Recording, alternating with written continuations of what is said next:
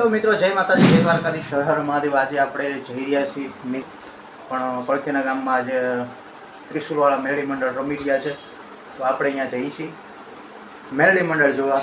અને તમે પણ બન્યા રહેજો, તમે પણ જોજો। આપણે પણ સંપૂર્ણ આમાં કેવું પાત્રમાં કેટલી મહેનત કરે છે, તૈયાર કઈ રીતે થાય છે એ બધું આપણા મિની વિડીયોમાં દેખાડશું, તો બન્યા રહેજો વિડીયોમાં। અને જય ત્રિશુલવાળા મેળીમાં કમેન્ટમાં લખવાનું ભૂલતા નહીં, શેકલીકી બના રહેજો, પૂરો વિડીયો જોજો, મજા આવશે।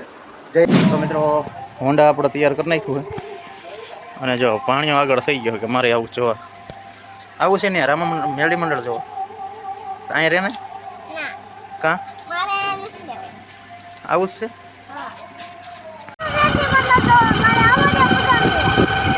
તો હું ને ભાણો બે ઉપડી ગયા છીએ પલાસા।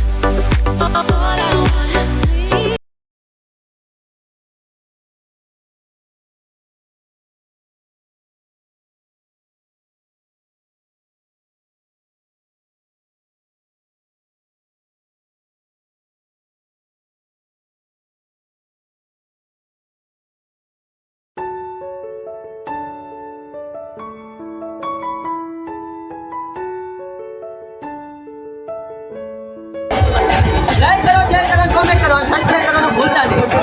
આ ભરતભાઈની ચેનલ છે।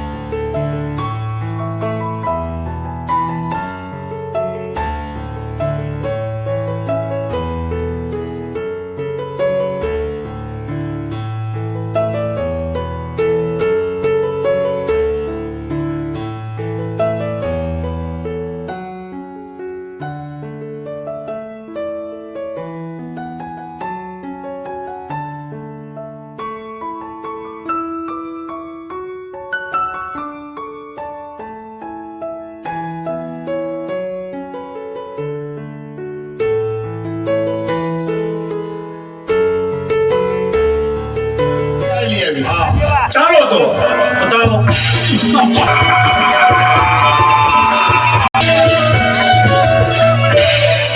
અરે નાગરાજ, મારું મન આજે ખૂબ જ ભયભીત છે. તે અમંગળના કોઈ એંધાણ વર્તાય નથી. તમે આસન ગ્રહણ કરો.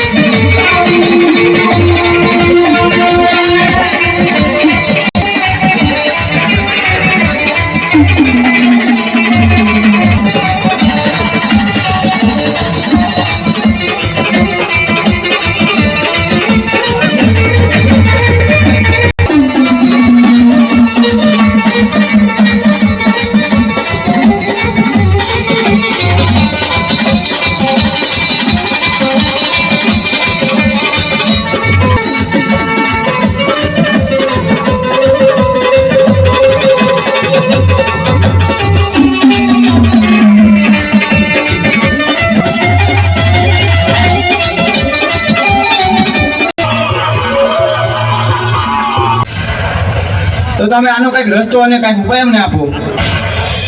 અરે દેવતા, એની તમે ચિંતા ન કરો, એનો ઉપાય હું જરૂર ગોતીશ. ક્ષમા કરજો પ્રભુ. તો ચાલો, ચંડમુંડ નામના રાક્ષસો ક્ષેત્રીને મારી પાસેથી વરદાન લઈ ગયા છે. અત્યારે પાતાળ લોકમાં નાગ કન્યા પણ છીનવી ગયા છે. ઇન્દ્ર લોકમાં ઇન્દ્રાણીને પણ લઈ ગયા છે. તો આનો એક ઉપાય છે કે મેરુ પર્વત ઉપર જમણા પગના અંગૂઠે આદ્યા શક્તિ તપ કર્યા છે. કદાચ ચંડમુંડને ત્યાં મોકલું તો જ એનો વૃદ્ધ થાય.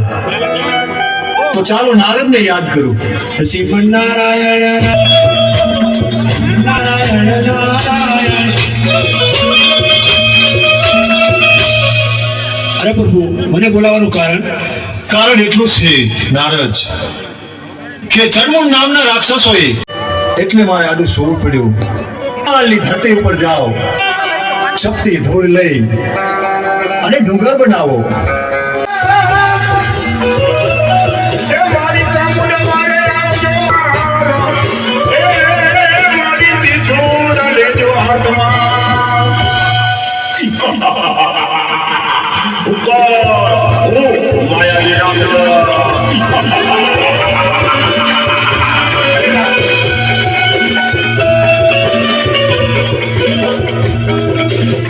મને શા માટે રંજાડેશ? તો હું તો ચામુંડમાનો પૂજારી છું. અરે ભક્તા, તું કોની પૂજા કરી રહ્યો છો? હું તો ચામુંડમાની પૂજા કરું છું. એની પૂજા છોડી દે અને મારી પૂજા કર. અરે તારી પૂજા શા માટે કરું? હું તો તો યુદ્ધ કરવા તૈયાર થઈ જા. અરે હું તો બ્રાહ્મણ છું, યુદ્ધ કઈ રીતે કરી શકું? મને બચાવ. કોઈને બચાવે અરે આજે. મને બચાવશે માં ચામુંડા.